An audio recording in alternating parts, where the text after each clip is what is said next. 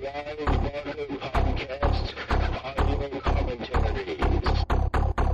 Thanks to your generous donations to our Kickstarter funding campaign, Clive Barker Podcast presents Fundraiser 9.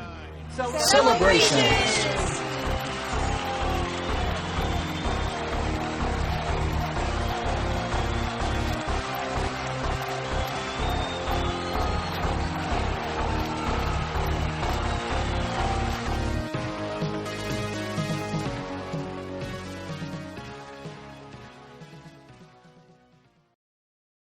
Well, welcome. This is episode 431 of the Clive Barker Podcast. Good afternoon, Jose. Hey, Ryan. I hope you're doing okay. You sound like you're a little under the weather. Yeah, I got sick. I just flew back from Anchorage from a class, and one of the people in there was sick. So, did you get bit? No, I bit somebody's fingers off. Actually. Oh no, yeah. You're contaminated. Yeah. All right, so by now you might, if you're familiar with this movie, you might realize we're about to do a commentary track for George Romero's Survival of the Dead. Yeah, that's right. It was made in 2009, just a couple of years after Diary of the Dead, and in this sort of reboot series, this one would be the second one of the series, with Diary of the Dead being first. Yes. It seems like he actually has a connection between this movie and the Diary of the Dead. If you remember the scene where our filmmakers are driving a Winnebago and they come across a group of National Guardsmen and they get robbed of guns and supplies. One of them is the same guy who's going to show up here.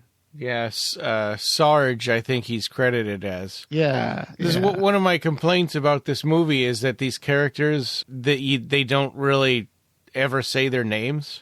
Right? Mm-hmm. So it's hard to connect with the characters in this movie.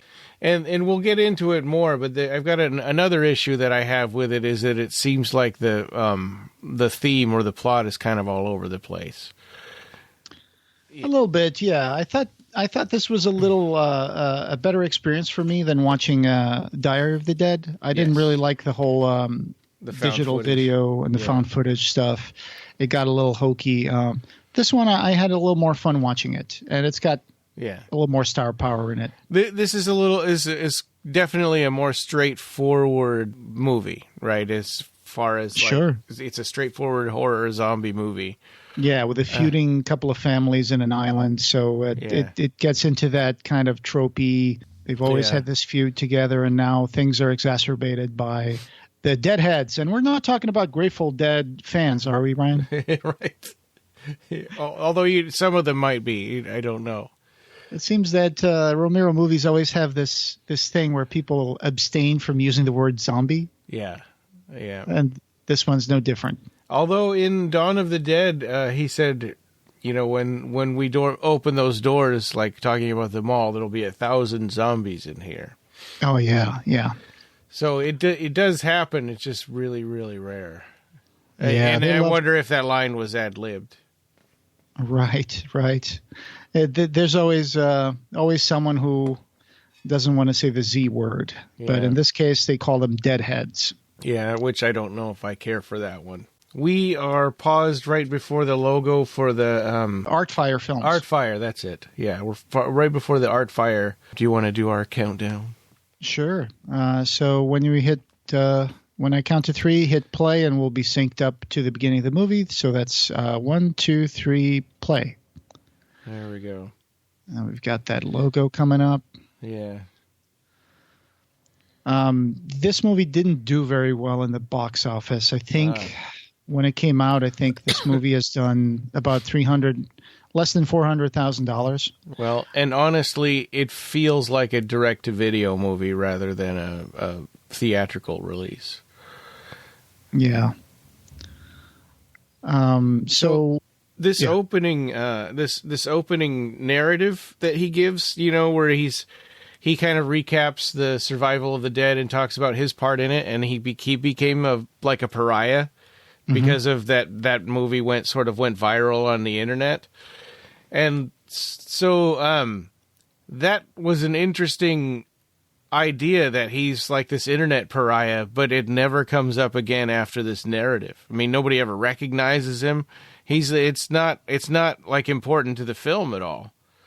Right. He does say that he was in that documentary that hit the internet at the end of the last movie. Yeah. But it's just confusing to me how much infrastructure and people are left, right? Because the internet is still going on, but the internet takes a lot of energy and a lot of like maintenance. Yeah. And when he says that 100,000 people were dying every minute or something in the beginning. Yeah. And like how many people are left? Who's running the internet? Yeah, I know.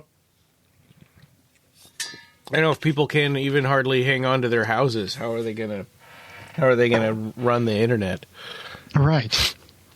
But so this is an interesting opening that they used for this one, because these are National Guardsmen, and even though they got guns, they've been overrun by zombies. Every time they go out, they have a chance to get killed, and when they do get killed, the dead will walk again.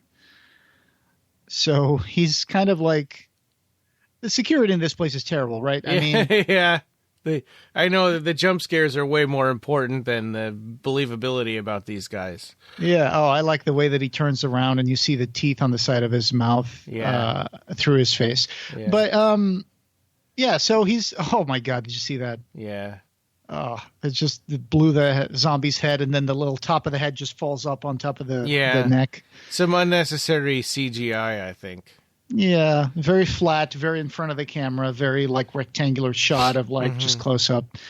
But yeah, so he's kind of forcing one of his commanding officers, I guess, to shoot one of the guys who died in the operation, and he doesn't want to, and then he gets eaten by a zombie anyway. Yeah, and this uses that trope a lot, where if a zombie comes in off screen and it surprises everybody. Yeah, and that's going to happen a lot in this movie. Here's the connection to the previous movie, where we're seeing a little bit of, scan line footage of them inside the Winnebago. Yeah. Half of the credits in this movie are the characters from the other movie, and it says archival footage or whatever. Sure. Yeah. Yeah. When you go maybe on it was unused IMDb. Stuff. Yeah. So I had a more positive experience than Diary. Yeah. I like the way that they bring up this little island here, which has always kind of been a thing, right? I mean, with Dawn of the Dead, the hope is that they get to this boat and get to this island. And now here we are with another zombie movie. What boat? Well, Day of the Dead, sorry. No, Day of the Dead, they had a helicopter. A helicopter, right. Actually, right. in both the remake, both of them, they had a helicopter. Which one is the one with Zack Snyder did, where they get into a boat and they want to make it to an island? But that's not a Romero movie. But I know, it's not. Yeah, I was kind of like mixing them up. Okay. So, peaceful little island, idyllic place, but all of a sudden we see a zombie with his face half rotted off, and this awesome dude here, Flynn. Yeah. Patrick. This guy, I'm glad he's in the movie because he adds so much to it.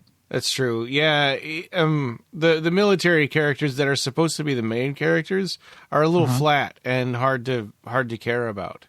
Yeah, but this guy, Kenneth Welsh playing O'Flynn, is just so so much of an anti-hero, so likable, but at the same time he's such a jerk. Yeah, and his counterpart is even worse. Yes, Muldoon. Yeah, Muldoon. Yeah, and the thing that sort of shakes the believability on this is the thing that they're feuding about, whether you should kill the zombies or whether you should just, chain them to the mailbox or whatever. And it's kind of like, who cares? If somebody wants to do that to their grandpa or whatever, let them. Why do you care if they chain the guy to the mailbox? Well, being the devil's advocate, I gotta say, because it puts everybody else in danger, right? What if they get loose and then they bite one person, that person bites another person, all of a sudden the island's overrun with zombies? Yeah. Well, but yes and no. I mean, I think that if somebody's chained up, they're probably not going to get loose, but and people we'll just have to be extra, careful. Of course, now this family that we're opening with are idiots. So, yeah. Well, the thing is also because of this Irish nature of the families, they're also putting in that religious aspect of it, like, oh, it's the end of the world, and the dead are rising again, but Jesus is going to come and save everybody, or they'll find a cure. There's always a way of them to thinking that I shouldn't kill my relative because what if there's a cure, or what if we're all going to go to heaven soon, and Yeah. Yeah. So, but this guy, O'Flynn, he just puts it on himself to go around the island, making sure that there are no zombies on the island at all. Yeah. Which, I mean, I can kind of see why he would feel that way, but at the same time, I mean, they're not a dictatorship. Yeah. I mean, I agree with him. I mean, I think that what people are doing is kind of dumb, but if they figure out a way to make it safe or whatever, then, I mean, why push it and incite more violence with all these people?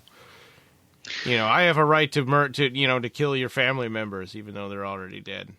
Well, yeah, I mean, they're already dead, so I guess you're putting a false premise on that it's like, I'm going to kill your son. No, but he got ran over by a car. It's a chunk of his head. It's a false premise, but that's how they feel, so. Yeah, I mean, obviously it's an emotional thing. I mean, if any of us had their family relatives turn into a zombie, it would be really hard for us to do it. But that doesn't mean I would prevent other people from doing it. I think to me the premise of this movie is kind of like the Dr. Seuss book where they're the people who go to war because some of them eat their toast with the butter side down and the other ones eat their toast with the butter side up. I agree. I mean, further on in the movie, you'll see that Muldoon's people are already shooting zombies left and right anyway. I mean, it's just the ones from their family that they don't want to shoot, right? Yeah. Yeah. So there's no real moral position here from Muldoon to, try to do the right thing or respect people's feelings. It's more like, well, I don't want to shoot them because they're my blood, and I don't want to kill them. But anybody else, I'll shoot and murder people, and I'll put a zombie in a pen with a pig, and then see if the zombie eats the pig, and if not, then I'll just shoot the zombie in the head. So Muldoon doesn't really have much of a moral position either. And so while we're in this part right now, what we don't know yet is that they're in a Muldoon family house. Yep. Which is like they should have known, right? I mean, they should know that this is going to start a war to do this. Right. I mean, it seems like there's already a lot of baggage. They're already feuding. So they bust into this Muldoon family house and start shooting. Yeah. So I don't think we ever see the kids getting shot. So that's a change from other movies that we've seen where we see little children zombies getting shot. But in this one, that's not happening. That house looks terrible, by the way. That house looks like it's full of mold. Yeah. Here comes this guy with his tombstone jacket. Yeah. Muldoon. Yeah. And keep in mind, they just shot a woman, right? Yeah. And everybody is still like, everything's fine. We're just going to do a standoff and smirk. Like, he just shot a woman. Yeah. I mean, she was armed, but, I mean. Yeah, and what they should have done is, okay, this is your problem, and turn around and left. But when you live in an island, it becomes everybody else's problem. I think that's the thing. And also it's part of the stubbornness that Muldoon and O'Flynn have against each other, which will be mirrored in the end of the movie as well. Well, it does put everybody at risk, but they say, well, it's your problem, and if they get out of the house, we're going to kill them. Yeah. Yep. It's like, maybe there's going to be some kind of sickness. No, there's a chunk of your... Yeah. There's a chunk of your grandson's head missing. I'm pretty sure he's dead. Yeah, and there's a big revelation at the end that it's like, I don't care at all. It's like the thing about whether they can eat animals or not. Yeah. It's hard to care about that, right? I mean, at least to me, I was like, so... That's true. I think that's a little bit of a callback to what Romero was trying to do with Land of the Dead and Survival of the Dead, but mostly Land of the Dead. And Day of the Dead, yeah. Yeah, when it was like maybe they can be trained, or maybe they can remember. Maybe they can be trained to stop trying to attack us and just, eat regular food and do the things they used to do, even if it's in a limited basis. Yeah, well, even training them to do that is so dangerous. It's like, what's the point? Right, I agree with you. So now this is the part where the O'Flynn's daughter convinces Muldoon that maybe she should just exile him, which also seems like kind of useless, right? Because they exile him and he goes to the mainland out of the island in a small motorboat, like a tiny motorboat that could fit like 3 or 4 people, which stands to reason that so they're probably not too far from the coast, which means he could just come back anytime. Well, and you have to wonder if after he started sending people over, did they kill her? Is that why she was riding around on her horse as a zombie later on? Did they just shoot her after this happened? Well, I mean, I'm not going to get into that yet, but it's, there's a sister, right? There's a twin sister. Yeah, but she's not here in this scene right now. Right. Because she's riding a horse, and she was the one that loved horses. So, no, I don't think that she was killed right after he left. I think that must have happened somewhere in the island. Yeah, but but what I'm saying is I think they murdered her. I don't think it was like an accident, like she got bitten or something. Oh, yeah. No, the Muldoons kill a lot of people. Yeah. They kill some of his people, too. Yeah. Because when they get to the island again with the National Guard guys, they will find all these people just shot in the head and left in the water. Yeah, but they're mostly all the new people that O'Flynn sent over. Yeah, that's true. That's true. So here we go. So, I mean, Vanished. You have to wonder how much of this, they don't talk about it that much, but how much was going on while he was gone, like, was just him wanting to be the top family and kill off all the O'Flynns.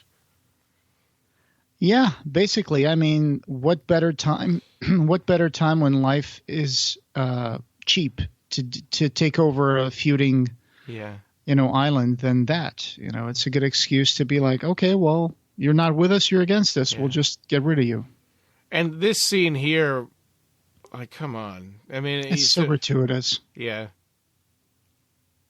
Like, nobody actually does that in public. Yeah. Regardless of how much in the apocalypse you are. Also, what are these things that they're watching? There's TV shows talking about zombies.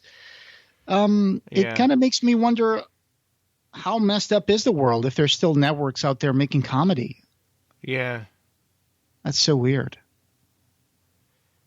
Yeah. And some guy, in any other Romero movie, this guy walking around looking at his computer screen, he would have been killed. That's... Yeah. This just doesn't make any sense. Like, why is she masturbating on a Jeep in front of everybody? That's just one of those scenes that's kind of a little weird, a little gratuitous. Yeah. And also, they're just wide in the open, right there, wide open. Yeah.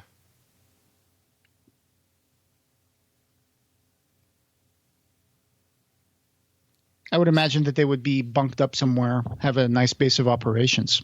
Yeah. Not be like making noise and just.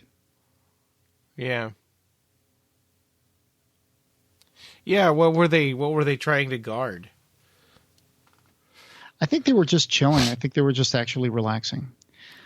But I like the thing that's going to come up now, because they're going to find a group of people in the woods, and there's going to be an interesting effects scene. Yeah. That could be made a little better, but it's still pretty good. I just didn't really feel like this one had much of a social commentary as some of the other ones. No, I mean, I guess, is it about feuds and stuff? I mean, and how people can't... I mean, it's the same premise as Night of the Living Dead, right? It's that people have different ideas about what's important in their lives, and they're going to kill each other over it. Bam. Also, this guy just got shot in the chest, but then he acts like he's fine. He's okay. Yeah. Kind of in the clavicle, I guess.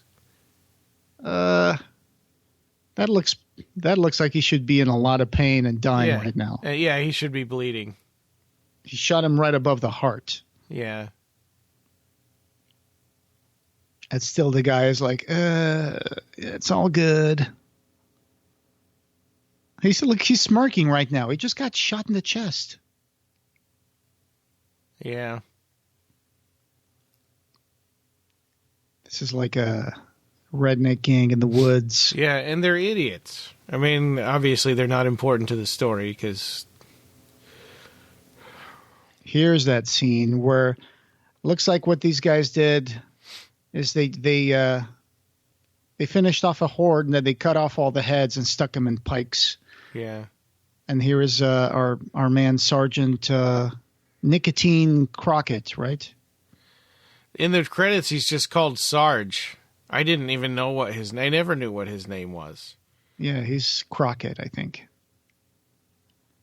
The green screen part of the CGI with these heads on pikes is a little underwhelming, but I like the originality of the idea that they would just stick them in pikes.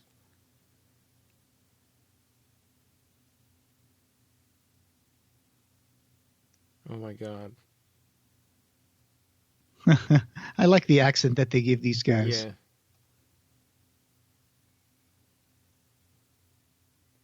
Yep, there's not going to be a good ending to this situation. Yeah. Stupid guy. So do the other guys actually reach for guns too, or do they just shoot all of them just for fun? Oh, they try to. They try to reach for the guns. You'll see just in a couple seconds. Boom. And then these guys grab them and they just get gunned down pretty quickly. That's when they find this other young guy.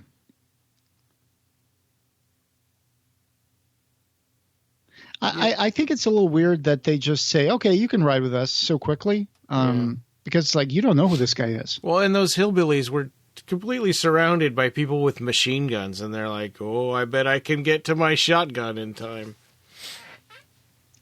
Yeah, it's always like that. Yeah. Look, he just took that guy's gun like it was nothing. Yeah. That doesn't look like an experienced National Guardsman. Yeah. Here, we shot all your friends and I just punched you in the face. Get in our car and let's go. Yeah. Although you find out they weren't really his friends. They were people that stole all of his stuff. Yeah. Yep, and he's stealing it right back. Don't forget to get your iPod Touch. Yeah. Oh, yeah, there's one part where he's making fun of the guy's laptop.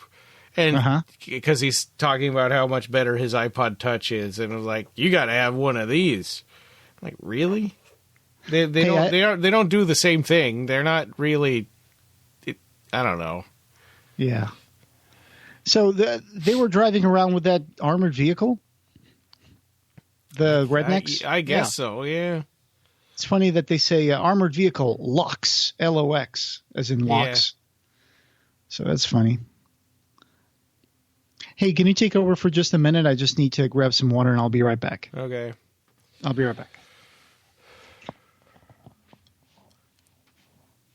Yeah, so the rednecks have apparently left all of this $1 million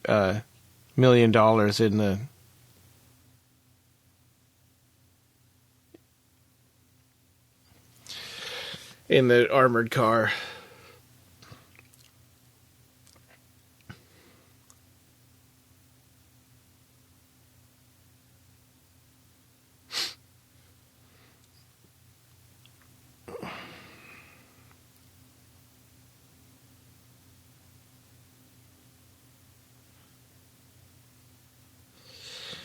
Yeah, and I think it's also interesting how this kid who just joined them gets enough influence to convince them to go south and to go to the island. Thanks, Ryan. I got some water. Yeah. So there's always some mythical place, right? Either it's a camp, or it's a fort, or it's a military base.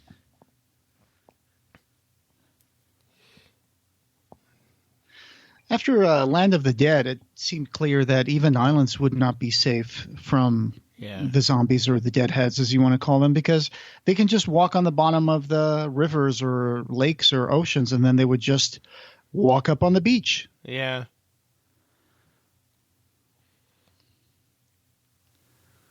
So this was made in 2009, so an iPod Touch would have been brand new at that point. That looks like an actual iPhone, right? Or is it an iPod? Was there a way of noticing whether it was an iPod Touch or a phone? I think it's an iPod Touch because it's a little smaller than an iPhone. Right. I remember those. They used to have a feature where if you shook it, it would shuffle the music. Remember that? Did you ever have an iPod Touch? Yeah, I did. I don't remember them. I thought that was the shuffle that did that. Yeah, but if you shook it in your hand, it could also shuffle it because it had an accelerometer. Yeah. So that was fun. I love that this video is on the internet, and it's just Flynn telling people, hey, there's a safe place. Come over to my island. Yeah. And it's just doing that to piss off Muldoon. He's just getting strangers to go over to the island. Yeah. But I feel like that would really work against him too, right? I mean, if you start getting people to come over to the island where you have your property, then you'll have to fight them to get your property back. Yeah. Oh, yeah, that's smart. On IMDb, they said that was a goof because he wouldn't have been able to break that window. Oh, sure. I mean, I'm sure that would be armored truck with bulletproof glass, right? Yeah.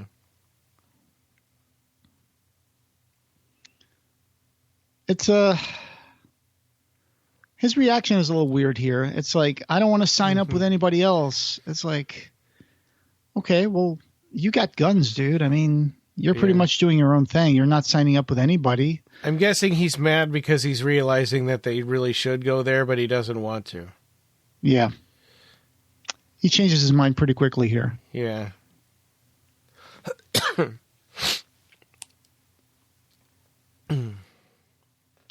Yeah, if we ever get caught in a zombie apocalypse, Ryan, just remind me never to set camp in the open air or just sit in an open fire in the middle of the woods after killing a whole bunch of zombies, because there might be other zombies out there. Yeah.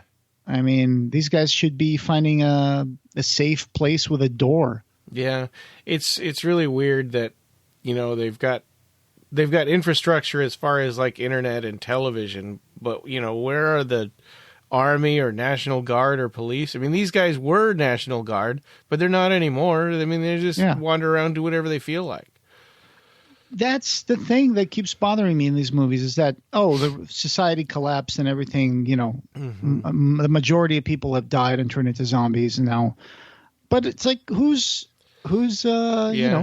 why is there a comedian on late night TV making jokes about zombies when the world is collapsed?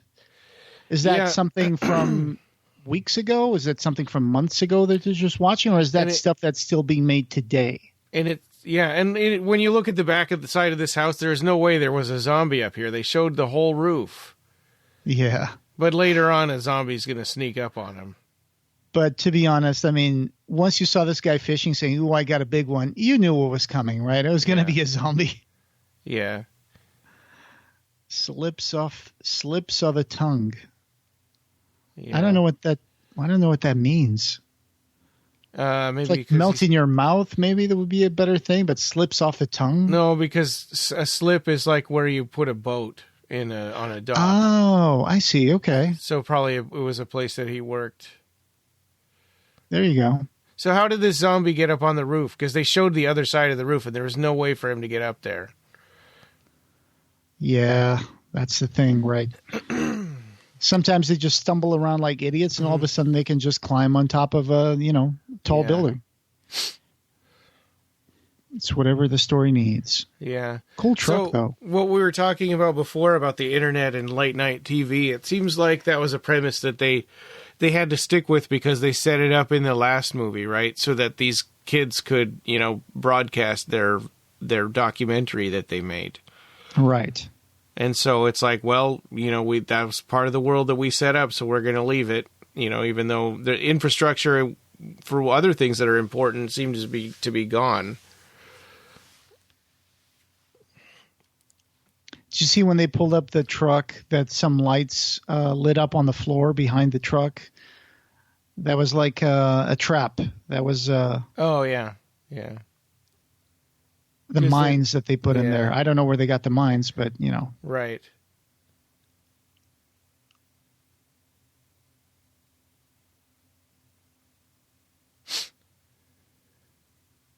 Oh wow, that's a lot of them.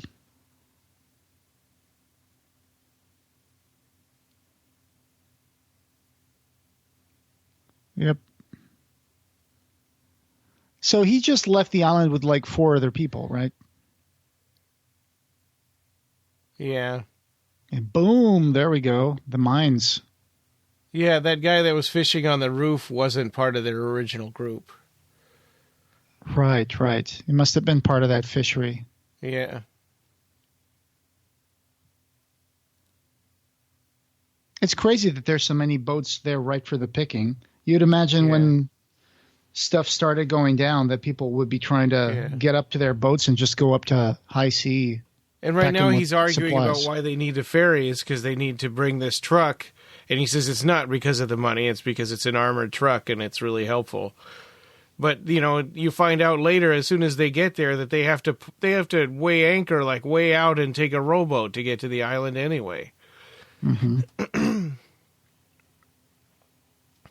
This guy is so hokey. Yeah. He's got like one thing that he says. Yeah. Like now or later in the movie? No, I mean like that's his whole shtick. So he's got only one thing that he ever talks about. Yeah. Yeah. He's always trying to hook up with the girl. Yeah. Oop.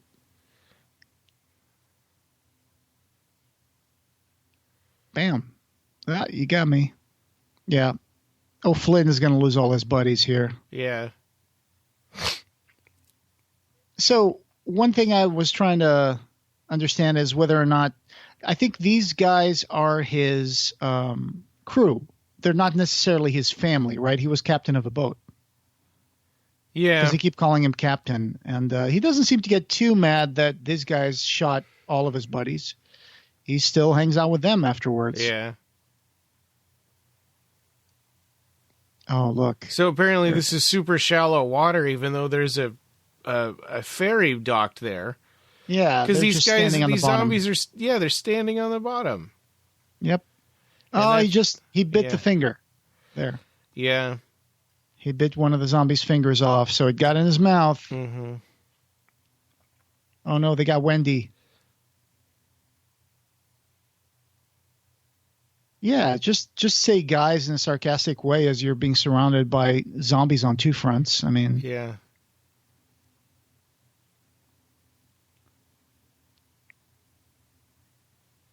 All right.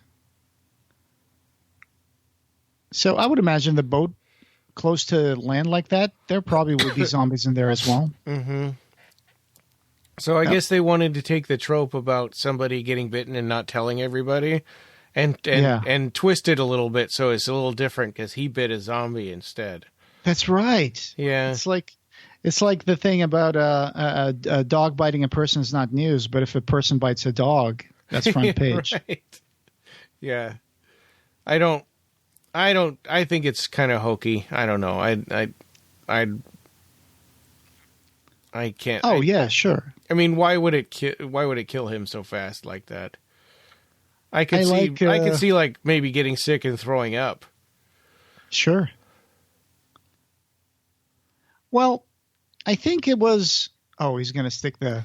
Yeah, and I don't stick the fire extinguisher in that zombie's mouth. This would do that, right? I mean, Oh my God! Oh no! Like his eyes pop out and his mouth and his ears just kind of pop out with like foam from the fire extinguisher. It's funny. I don't think that's what would happen.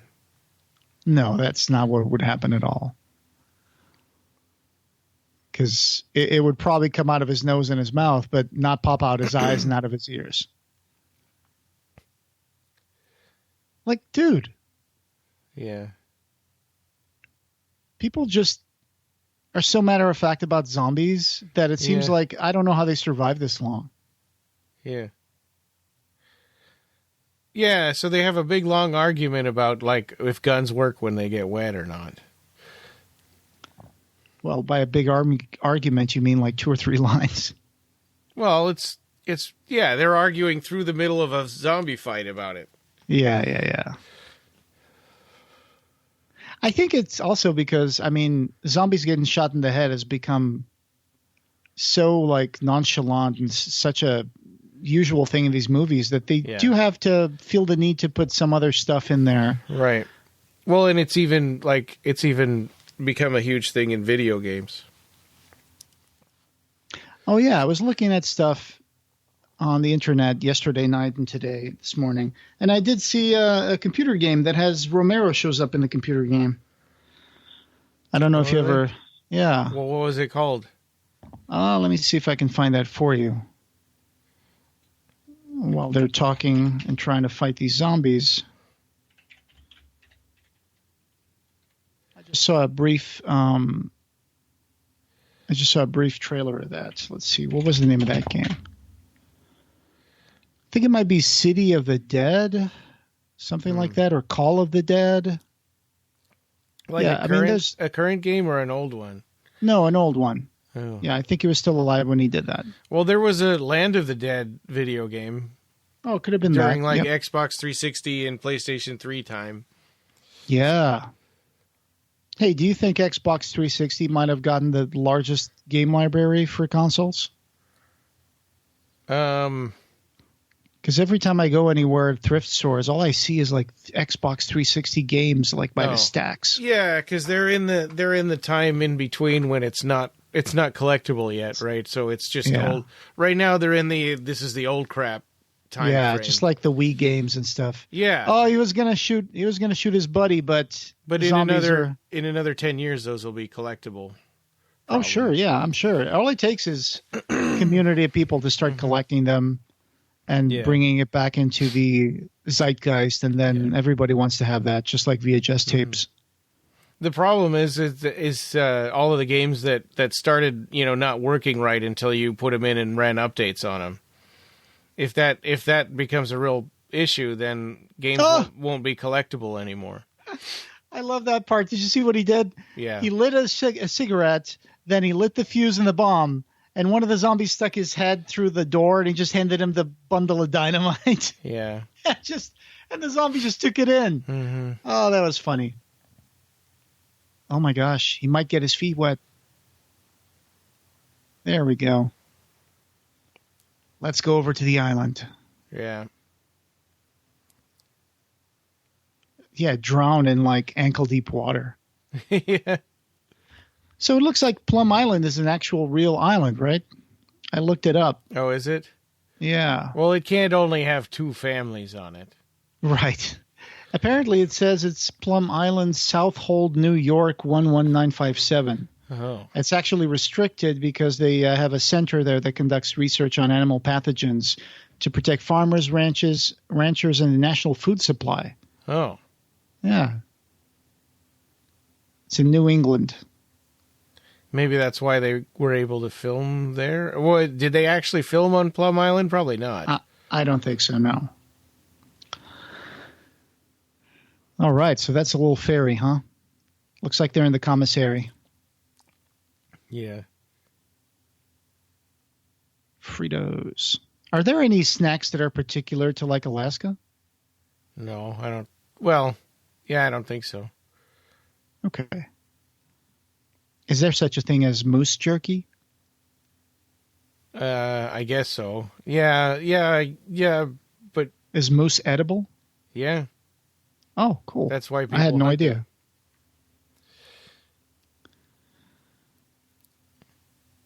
It's kind of like in between venison and beef.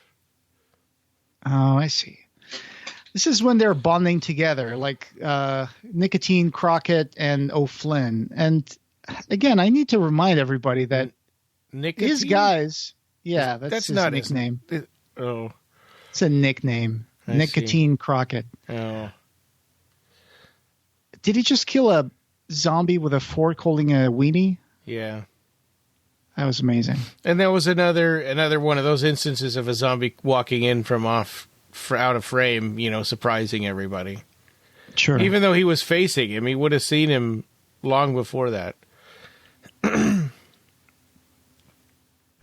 Oh, he's starting to feel like this Joker here. He's starting to feel a little weird. Yeah. After biting off the zombie's fingers. Yeah, he's bragging about it. It's like,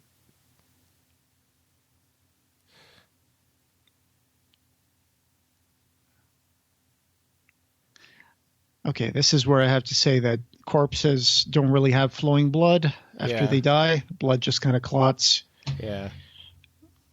So you can make cuts on any kind of corpse and there's no blood coming out of it. It's just going to be...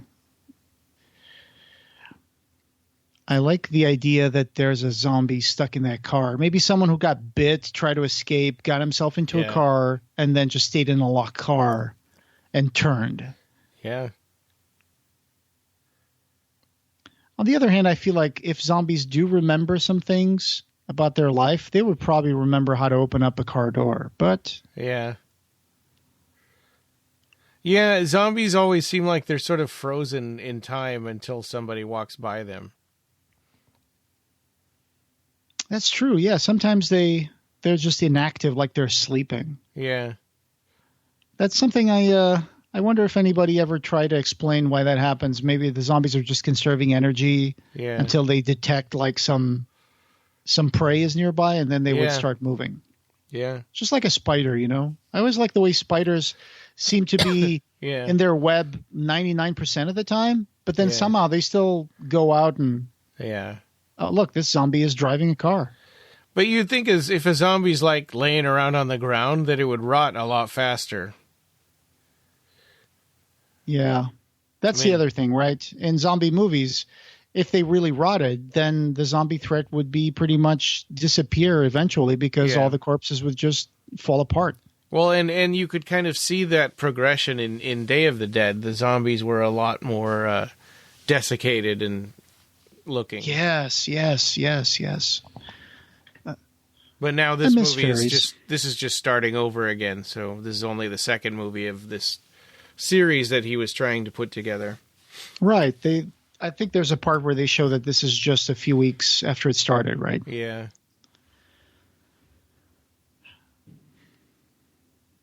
I like ferry boats. I do too. They're not super comfortable, but it's funny to just be in a ferry for like maybe 20 minutes, half an hour, and just go outside and look at the water, look at the birds flying around. Yeah, Jennifer's mom lives on a place where you have to take a ferry from Seattle across the peninsula, or across. Oh yeah. Yeah. Is it like an peninsula. island? No, it's a peninsula. Oh, peninsula. Gotcha. Yeah, you know how Washington has got that U shape. Yeah, I'm not familiar with geography like that. There's no. Okay, that makes sense. Okay. So if the water is that flat, I mean, that probably would be easy for the zombies to walk into the island. Yeah, well, and he's saying that. I mean, but they already said that the water was that shallow where it was docked on the mainland. True, right? Because the zombies were just standing there grabbing at him when he was swimming by. Oh my God, there's another guy here. You'd imagine that guys who are like National Guardsmen would have secured the perimeter at least. Yeah. There's a lot of that in this movie. Oh, he's going to use a signal flare. Yeah.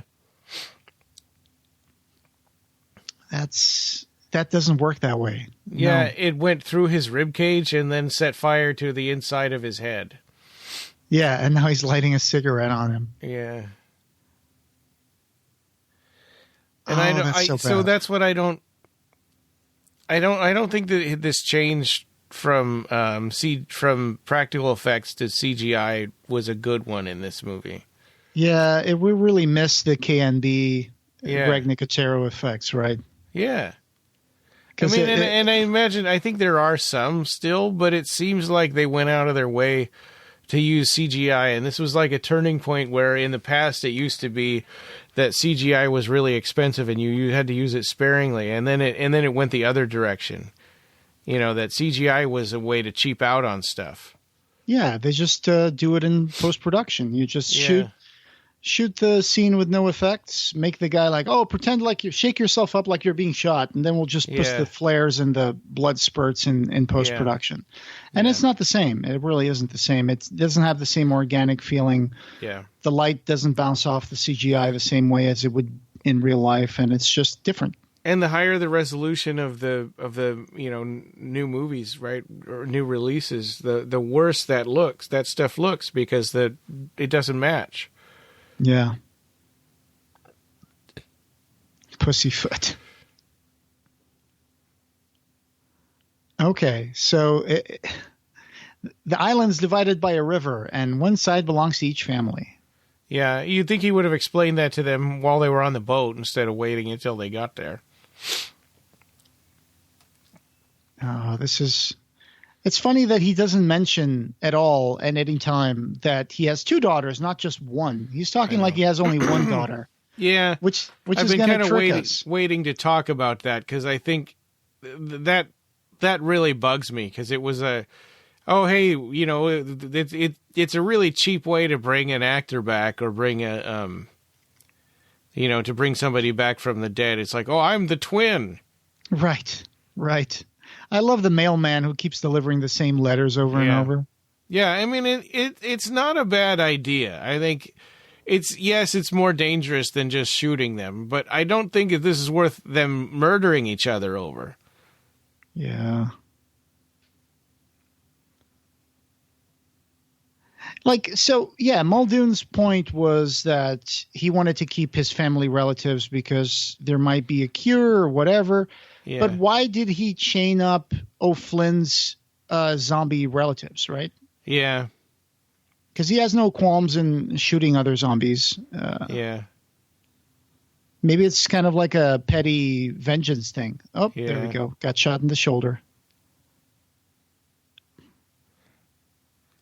It was a good death scene. So this is Oh, he took a bullet for him. There we go. So they're kind of joking around, but he's dying right now, and you'll find that out later. But he's not like bleeding or anything. Nobody is really bleeding. Yeah, I guess you're right about that.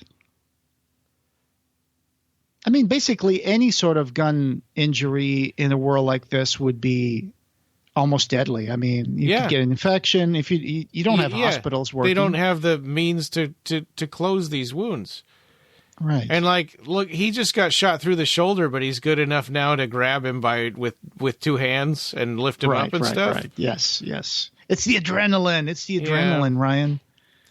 But that was an old, I mean, I guess we didn't always used to complain about that. That was an old trope in all movies, all action movies, right? Is if you get shot in the shoulder, you're fine. But if you get shot in the heart or the head, you die. To quote Apu in The Simpsons, if you're mugged, try to get the bullet on the shoulder. Yeah. She's dead. Yeah. So it's funny that they can barely walk, but she's riding a horse in a pretty spry way.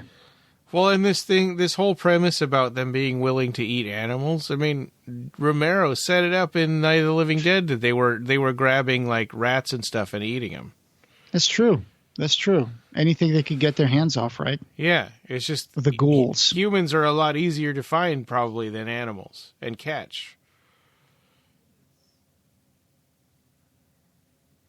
Yeah, that might be true to an extent. Yeah, I think it always comes down to that major question, which is I think that there was another movie that explained why they need brains, because they need to have that hormone in the brain to keep away the pain of being dead. Yeah, I think Return of the Living Dead movies. Yeah, that's not in these ones. Right, but they that don't was eat a good brains in excuse. this. Yeah, they don't eat brains in this one, but it's just they just want to eat the living. Yeah.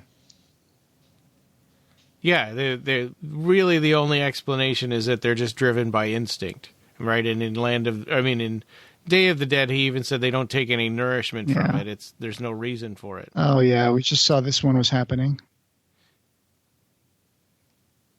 So that was another case of a zombie just lying there dormant until somebody walks up to it. Yeah, with his face in the water.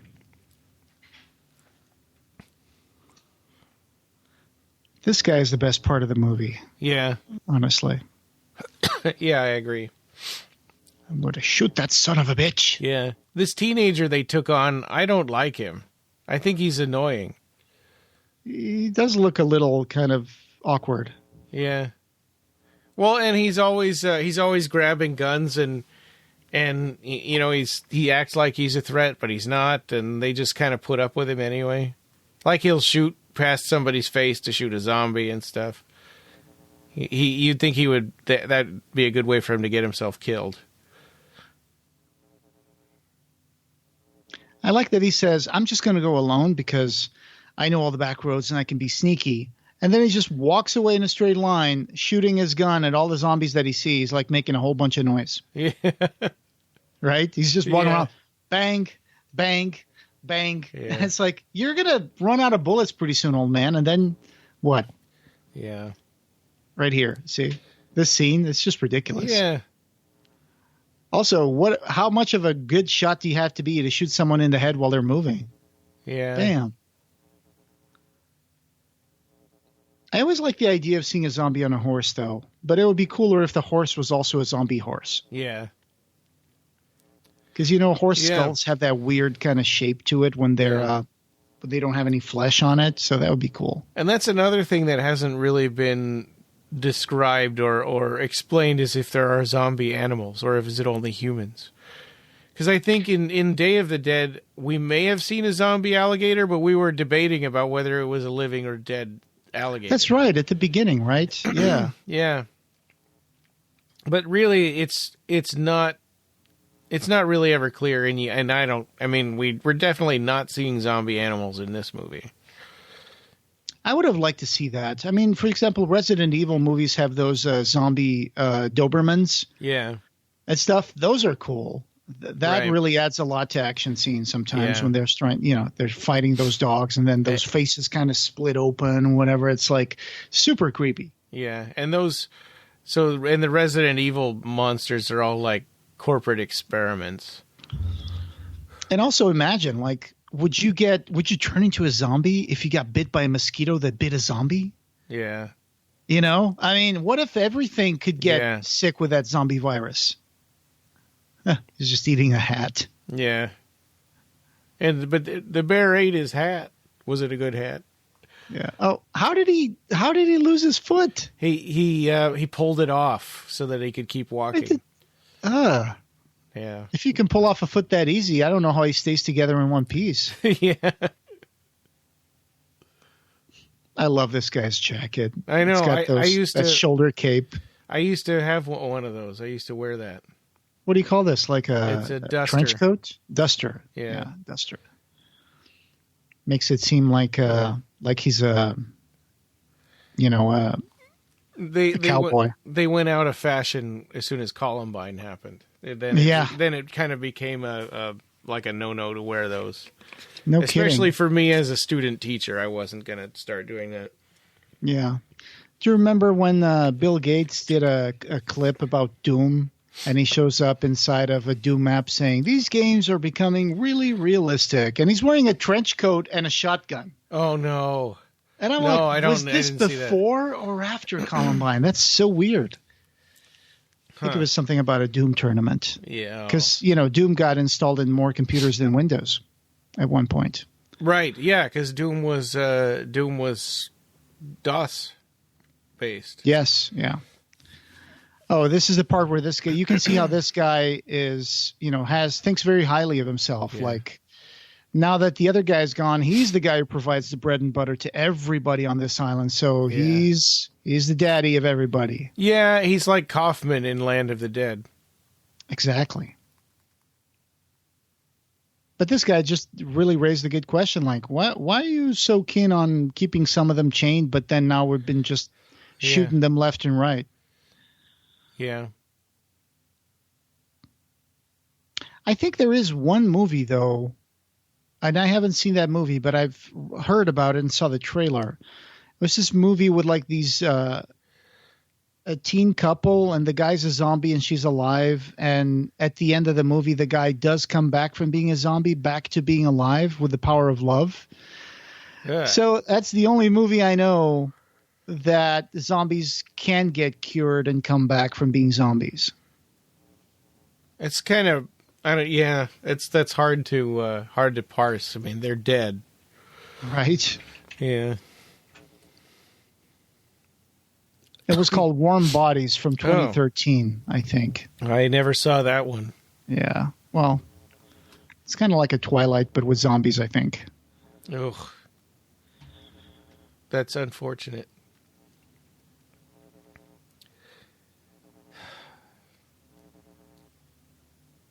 Yeah, So all of this, like, all of this talk about her, nobody ever once mentions her twin sister. It's totally just a plot device. Yeah. It's like, you were sweet on her. Well, how come you didn't like her sister? No, I only liked the other one that looked and acted exactly the same. Well, yeah, I mean, for the sake of argument, there are twins that can be very different from each other, but I see your point. They don't act any different in this movie. Right. She's Janet, right? Yeah. Her name? Yeah, that's it. Janet. Yeah, so what is the name of this woman here? Oh, this one? The military one? Yeah. In the credits, I didn't see it. Except for on IMDb, they had like a little quote section, and I think they called her Tomboy. Huh. Let's see. Good question. I mean, she's almost a main character. I think does she survive through the whole movie? She might. I think she might. I'm trying to find. Yeah, her name is Athena Karkanis.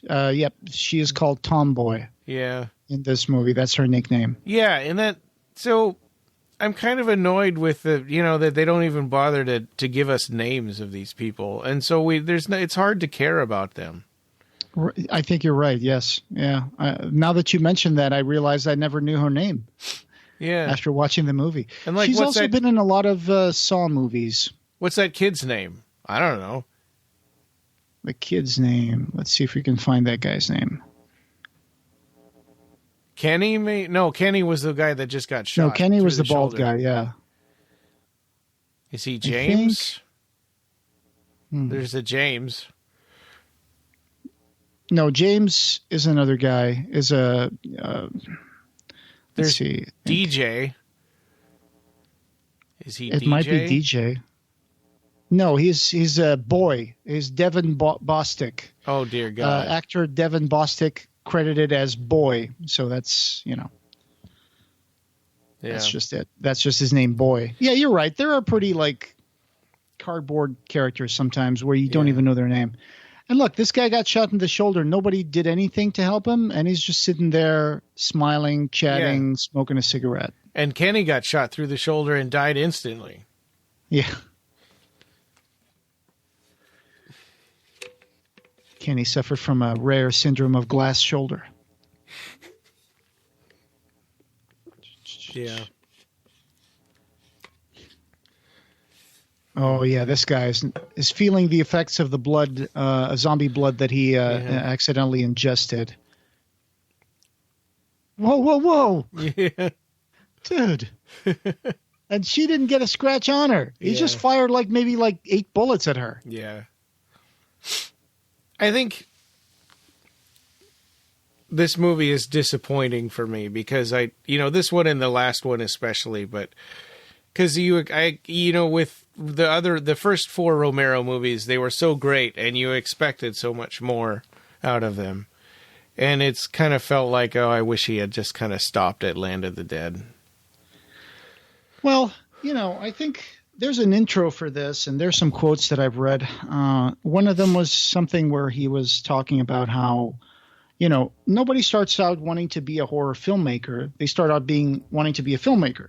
It's just sometimes, things happen in a way that, for him, he just found himself in this kind of horror zombie thing, and he used that platform to do as much criticism and commentary as he could.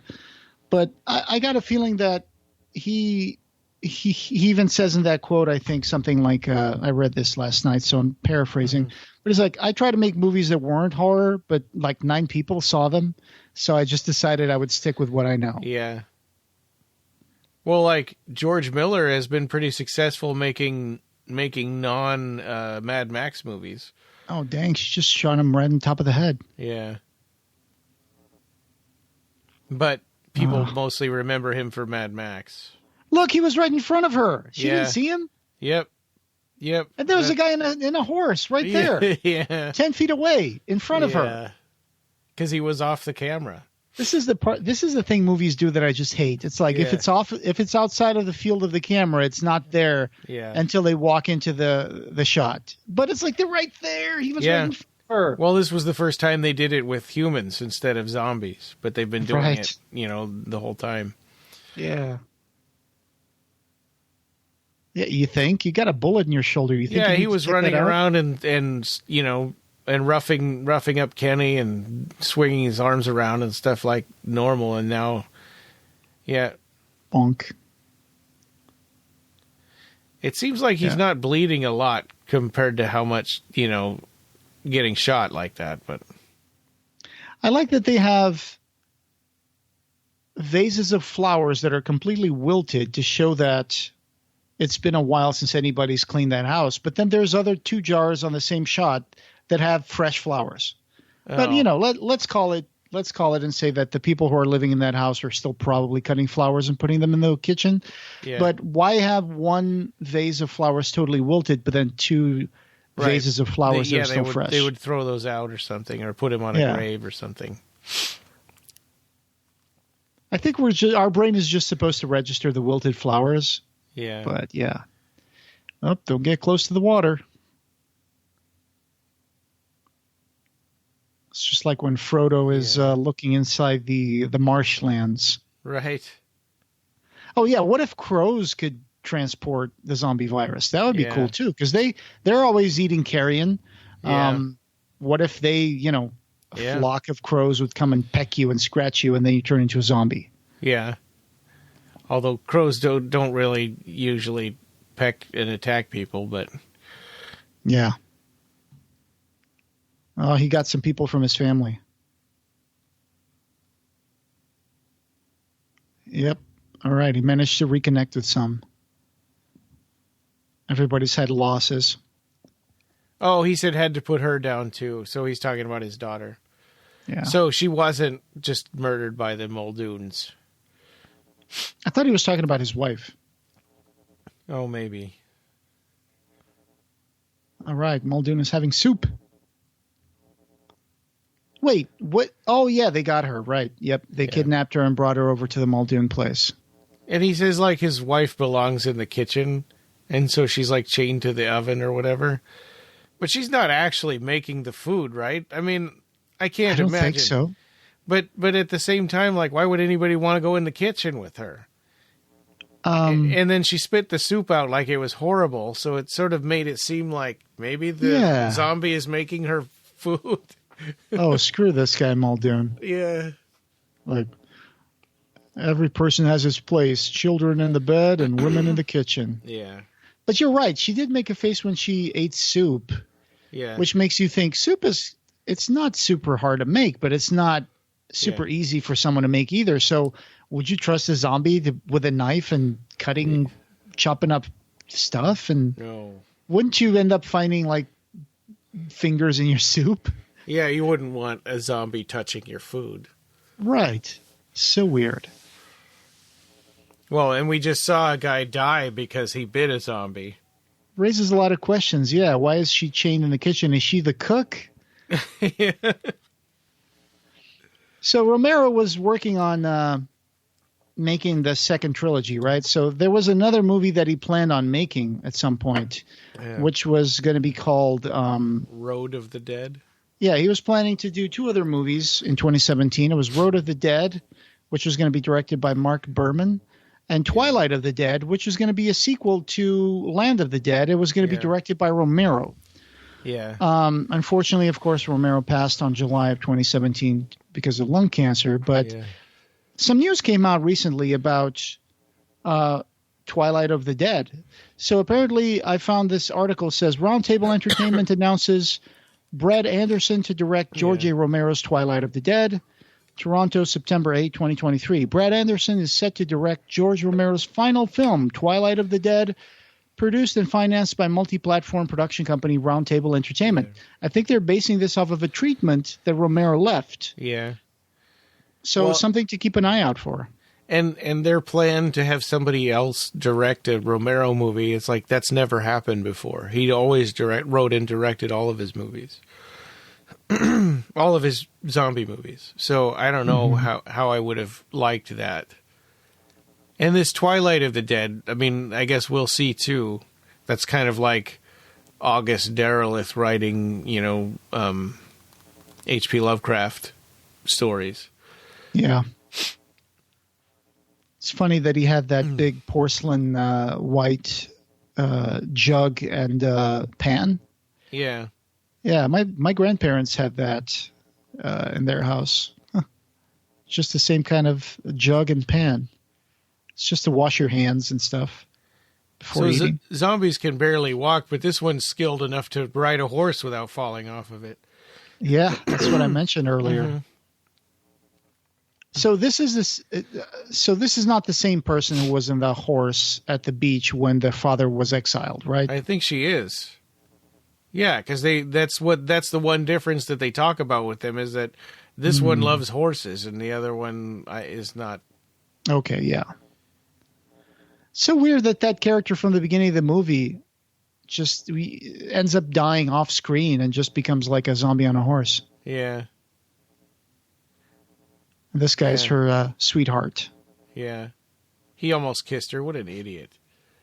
I know. And of course she lunges at him. Yeah. So this scene is played up like a hallucination because you think she's a zombie, and they even sort of made her up to look like a zombie. Yep. Lame. I don't. I'm sorry, George Romero's ghost. I really am, but I. The two they're called Janet and Jane. The two Janes. Yeah. I felt cheated at this point because I was like, come on. The guy only talks about his daughter, Jane. And now, there's two Janes, a Janet and a Jane. Oh, no, don't do that. Yeah. Cisco and Tomboy is with Muldoon. So Cisco's the one that bit the zombie's fingers. Yeah.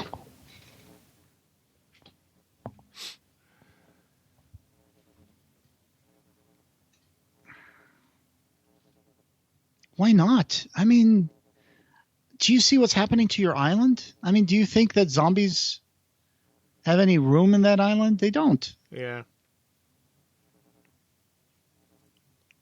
World War III. Yeah. It's just an island.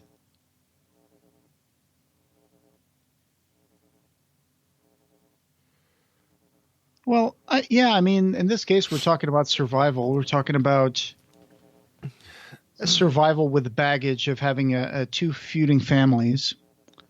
Yeah. They put in that one of Muldoon's guys was soft on his daughter, the zombie daughter. Yeah. So there's also a little bit of that two feuding families where someone in one side likes another one from another side. Yeah.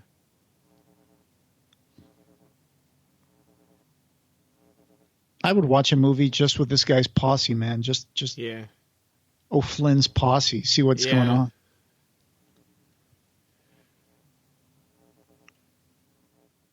No, he's not. He wanted to kill him. Yeah, that's what she's saying. Is she stood up for him and had him exiled instead of murdered. Yeah. Exile just means you can come back anytime. Yeah.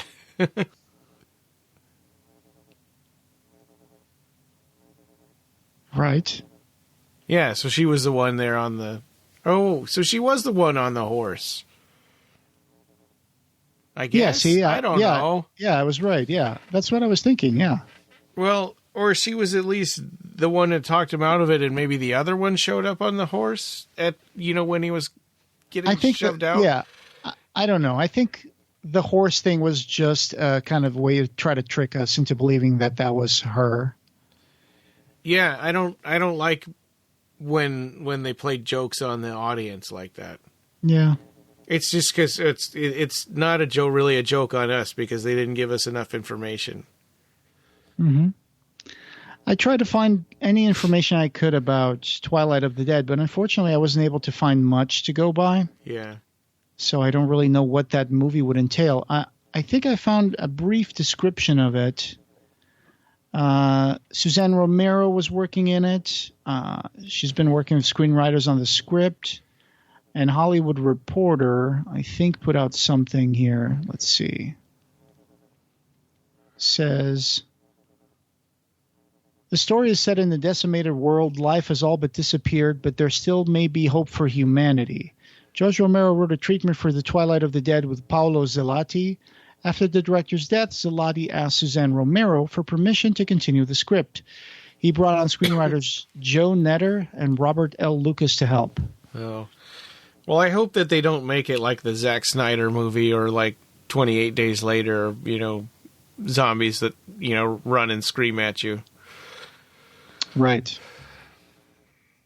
Oh, looks like Suzanne Romero is represented by Chris Rowe Management, same guy who's representing Clive Barker. Yeah, and Ashley Lawrence and Barbie Wilde. Yeah.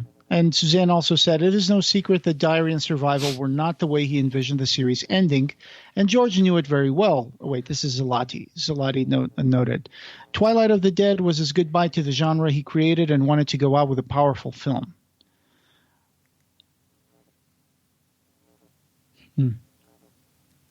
Anyway. Yeah.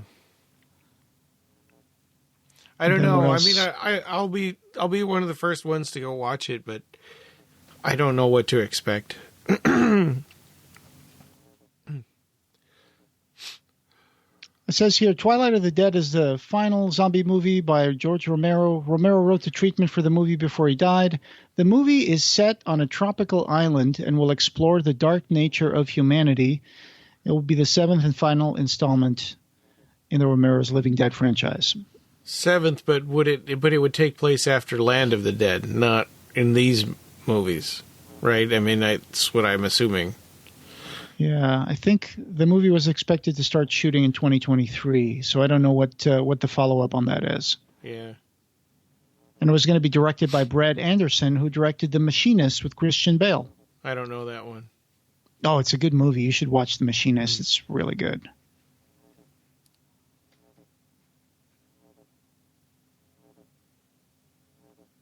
Oh, this is one you see that they're trying to feed them. Oh, that's Janet, I guess. Yeah.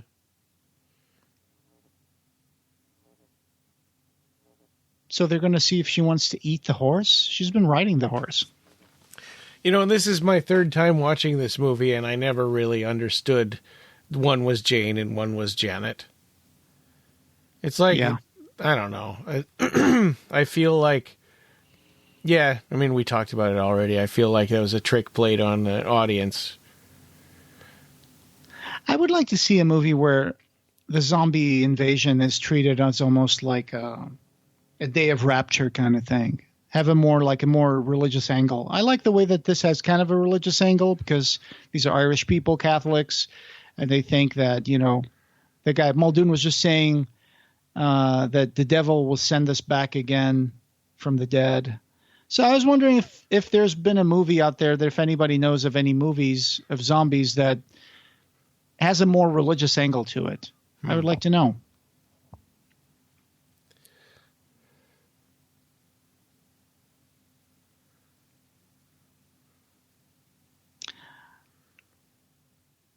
So they want to see if zombies eat animals, but that doesn't really mean that they would stop eating people.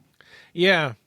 Yeah, that's a logical leap that they make it seem like it's this big revelation and he was right all along and stuff, but it's like, is he really though? Yeah, that's just because she takes a bite out of a horse. That doesn't prove anything. Yeah. Oh boy. I love the ending of the movie too. Ah ta ta ta. Lucky Charms. Yeah. Be funny if she just jumps on the horse and jumps over the fence and takes off. Yeah. Oh, Muldoon is pretty evil. Yeah.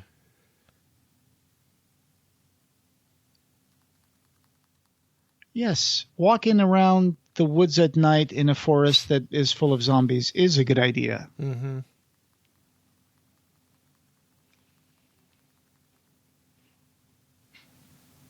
And this is another trick on the audience. It's sort of a typical jump scare tactic.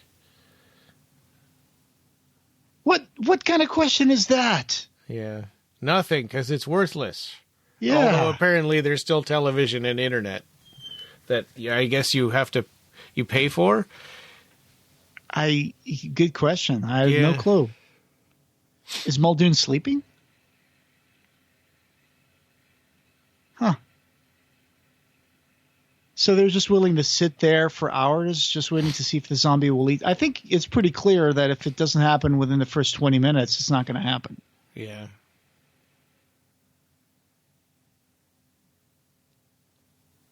Yeah, well, and they attack things out of instinct, so it's not like sometimes they get hungrier and hungrier. It doesn't really matter. Time doesn't matter. I brought them back their guns.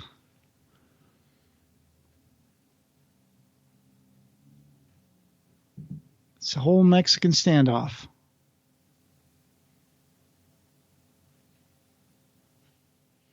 So how did she give them their guns? Because they've been like... She just snuck around behind them and kind of pushed the guns at them.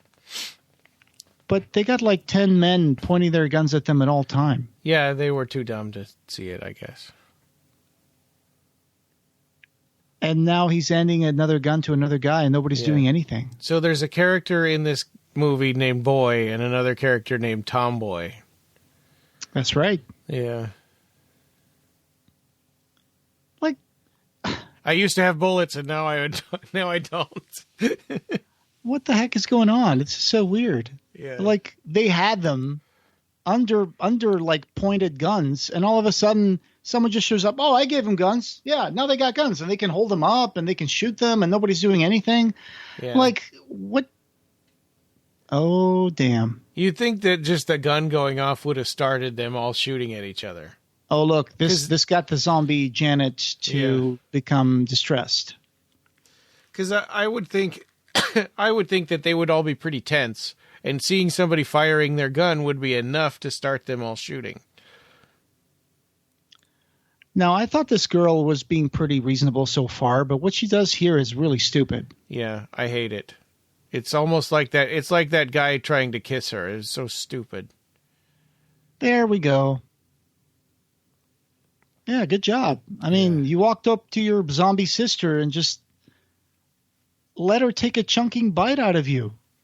And now she can't shoot her.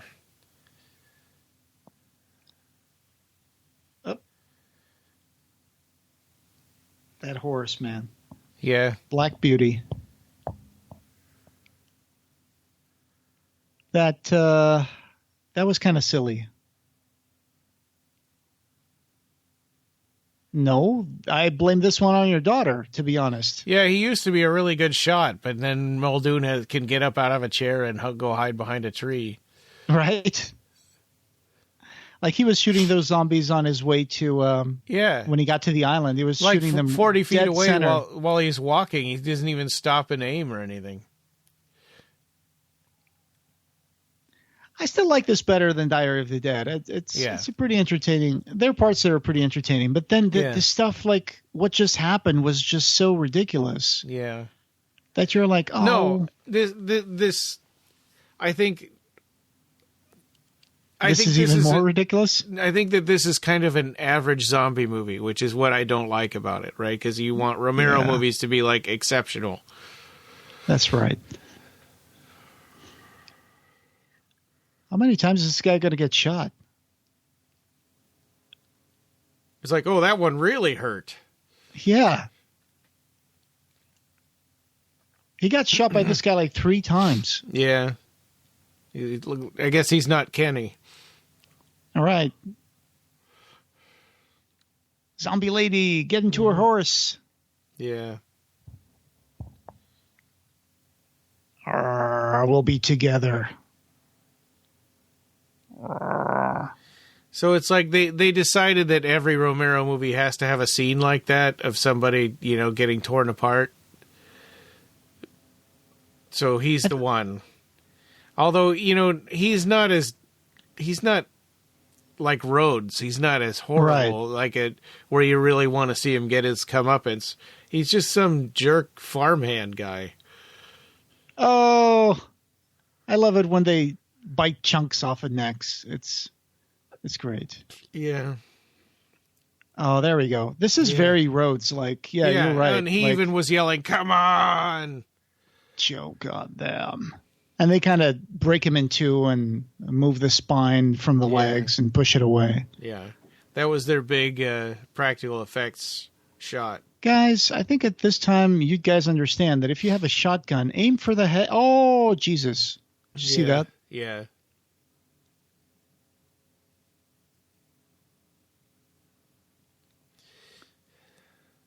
So I've heard that a lot of these guns that we see in movies sometimes, the prop guns, they're actually sometimes they're made out of black rubber. Oh. Yeah. I don't know how true that is for this case, but... Probably at least maybe just the ones that aren't firing. Yeah. Well, although, I don't know, I mean, how much of the... Oh! That's so lame. That wouldn't, that would never happen. Also, he still has a stick in his hand. He can still hit the zombie with a stick. Yeah. Oh, right in the dick. That guy got a poker to the dick. Yeah. How are there so many zombies everywhere in every single corner of this barn? Yeah. Oh. This is almost funny, comedic in a way. Yeah. You expected to see his head get squished by the door. And the blood was CGI blood, too. And then this one. Like, really? How did he get up there? What are the odds of this happening right now? Woo! Oh, that's great. This makes no sense. Well, yeah, it's kind of funny, though. I feel like sometimes the good zombie movies, they have commentary, they have good kills, and they have like an interesting story. The bad zombie movies, they have gimmicky deaths. Yeah. Right? That's the thing that marks a bad zombie movie. Yeah. Like when that guy, like the zombie's on the top of the barn and he gets his foot stuck in a rope and falls down, and the other guy on the floor gets his foot stuck in the rope and goes up. Yeah. And then they're just both kind of hanging right next to each other, clawing at each other. So weird accidents, right? Like that axe head flying off the axe handle and it stabs into her head, really? Mm-hmm. I mean, it would probably just bounce off of her.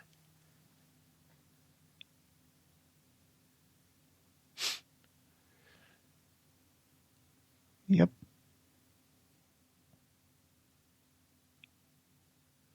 Okay, you guys have no chance here. Like, nobody has any chance. You're all doomed. Yeah. It's pretty clear that island's going to be overrun pretty soon.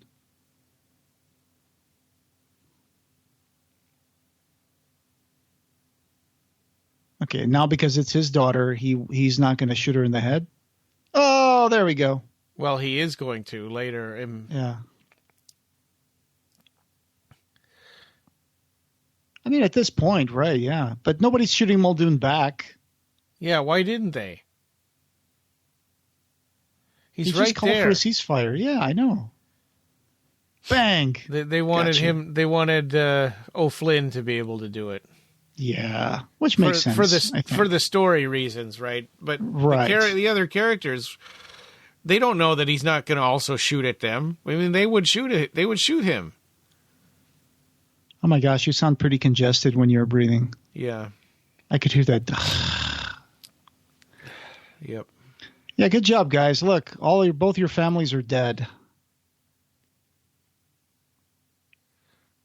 Instead of working together and fortifying the island and, stocking provisions and keeping the island going and protecting each other, they just chose to kill each other.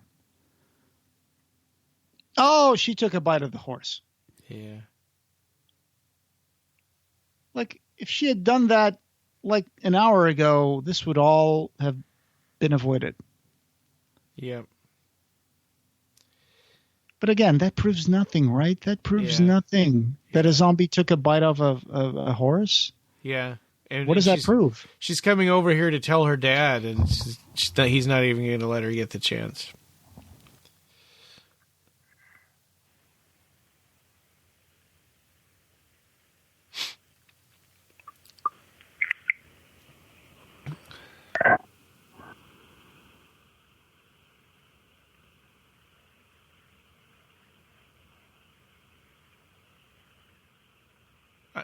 I find that a little hard to believe too.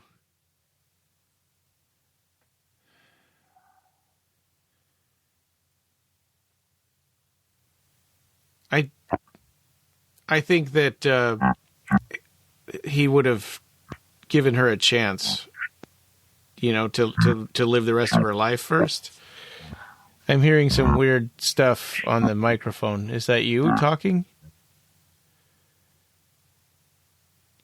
Hey, are you there?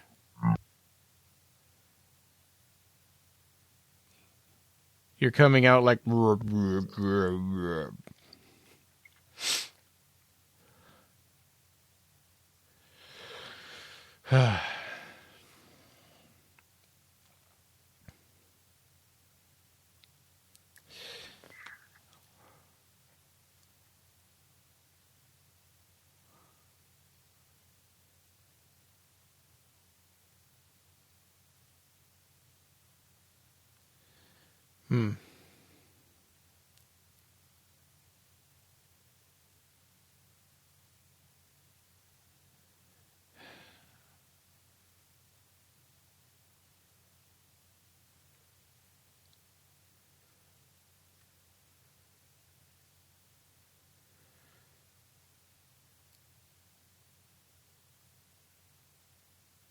Yeah, I don't buy this.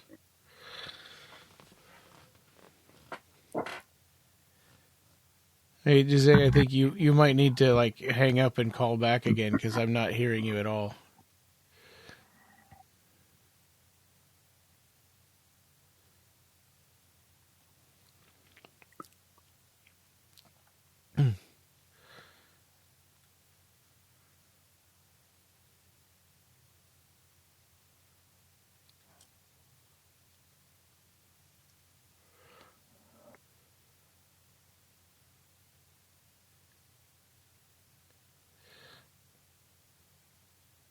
So I guess here he's explaining the moral of the whole movie.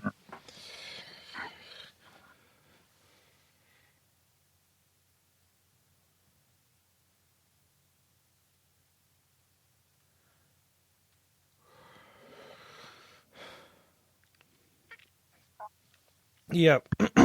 Yeah, Jose, I can't hear you at all, I think. Oh, okay. There. Okay. Now Sorry. I can hear you. What I happened? think something happened to my cable. Sorry about that. But I was just saying, at the end, that giant moon shot with the two zombies trying to shoot at each other with empty guns. I like that shot. That was cool. Editor Michael Dougherty. I wonder if this is the same Michael Dougherty that worked with Clive Barker. Oh, maybe. Francois Desgenais for special effects makeup, and Colin Davis, visual effects supervisor. Yeah. So that was it. That was the last movie of the Dead series, except for the new one that might end up being shot, Twilight of the Dead. So let's see if that movie ends up being made. Yeah, it'll be interesting. I'll be excited to see it, but again, I don't know. Who knows what it's going to be like? Yeah, I'd be curious. Without George Romero. Right. I'd be curious to know what's going to work as a conclusion to this. What's going to be the final, lesson from this movie, from the Twilight of the Dead, about the zombies. Yeah. I don't know. Because to be honest, so far things haven't really created a lot of new stuff in the zombie genre. Yeah. Basically is like there's survivors, there's drama between the survivors, there's attacks of zombies that never stop, and then ultimately the zombies overrun them and they have to run or they all die. Yeah. Well, and I think like The Walking Dead, it's just, I got so tired of that show. Mm-hmm. I mean, who would have thought? Because as a teenager, when I was really into Romero movies, I would have loved to see something like that. But after a few seasons, it's like, geez, where's the end? There's no end to this. It's just misery, piled on top of more misery. Brad Anderson, who was supposed to direct that last film, Twilight of the Dead, said, he said, what's most exciting about Twilight of the Dead is that this too is a zombie movie in which limbs fly and heads roll, but one that is also about social transformation, one that asks the question, what is it to be human? It is also a horror movie with heart and, dare I say, hope. So that doesn't really give us much to go on, but yeah, the question, what is it to be human? I don't know that that's a question that the zombie genre is well equipped to explain. I think so far the most I've gotten out of these movies is that, yeah, the humans are the real monsters, blah, blah, blah. If the humans work together, the humans have the seeds to their own downfall, and the zombies just come and clean up everything. Well, and even like if you look at the 1990 remake of Night of the Living Dead, she says, they're them and we're us. And it's kind of like the distinction between zombies and human gets kind of more muddled through the course of the Romero first 4 movies. I feel like these last couple of movies, they should have focused a little more on showing us, some sort of social structure with the zombies. I mean, there was that movie that they did recently. I watched that when I had COVID. What was that movie? The one where they go into Las Vegas has become like... that Netflix movie. I'm trying to remember what it was called. Let's see. Army of the Dead? Yeah, Army of the Dead. And there's like a sequel in the works for that.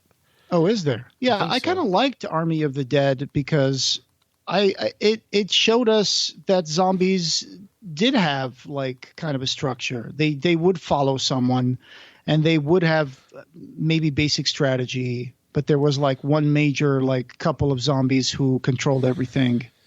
Yeah. So I like the way that they were showing that the zombies were evolving in that particular movie, but that's not a Romero film. So, yeah. What's coming up next after this, Ryan? I'm waiting until the credits are over first. Made with Canadian money. Yeah.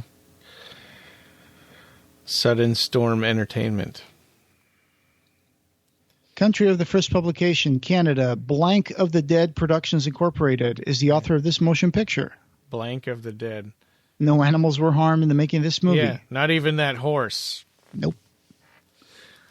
2009. And not then, like Conan the Barbarian where they punched a camel in the face. They did, right? They did actually punch the camel in the face. Okay, that's it. All right. That's the end of the credits. Yeah, so coming up, we will have Jericho Squad is coming back. We're going to be recording that next weekend, and so it'd be the following week. So Thanksgiving weekend we're recording, and then it'll come up the following weekend. We'll have more news, more interviews. The Boom Comics will come back to part 4, and we've got one more commentary classic, and then with the A to Z commentaries, we'll go on to the Evil Dead movie. So no more Romero, right? It'll be Evil Dead. And now we're going to have Sam Raimi movies. So that's going to be cool. I'm sure we'll spot whether Ted Raimi shows up in some of those movies. Yeah. Boom Comics Part 4, I think we'll do 5 parts for those because there's 20 and we do like 4 comics per episode, correct? Well, there's only 20 in the original run, but then there's like The Road Below and yeah, there's a few more. Yeah. All right. They, So they make 4-part episodes, 1 through 4. I think looking forward twice. to more Boom Comics, and then we'll see what happens. What happens to Jericho Squad 77? What will be left of them? Because we left the last episode in kind of a cliffhanger. Yeah. Yep. Most everybody's dead. Or unconscious. Yeah. Well, actually, only 2 people are unconscious. Everybody else died. Dang. Yeah. Yeah. That didn't go well. Well, we'll see what happens. We'll see what happens. Maybe the gods of RPG will give us a second chance. Mm-hmm. Yeah, I guess we'll see. You're like, my lips are sealed. Yeah. All right. Well, thank you very much for joining us for Survival of the Dead. If you know anything about Twilight of the Dead, please, go to our listeners group on Facebook, BarkerCast listeners group. Join that and give us some feedback. Let us know. Or the Discord. We have some good conversations on there too. Yep, we have some good stuff on the Discord. So either way, Facebook listeners group or Discord. Yeah. Give us some feedback. Tell us what you liked about this. Yeah. All right. And this podcast, having no beginning, will have no end. Thank you for joining us, and we hope you have subscribed.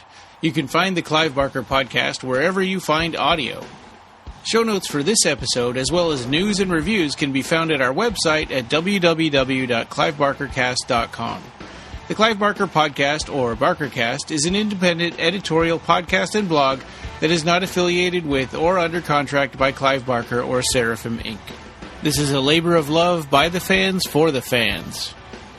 You can chat with us on our Facebook BarkerCast listeners group, our Facebook page, Twitter, or our new Discord server. Watch for our annual Kickstarter fundraisers to get some cool stuff, and you can buy t-shirts on our TeePublic store. Go to tpublic.com and search for BarkerCast. Opening music by Ray Norrish, end credit music by Matt Furness. Thanks for listening.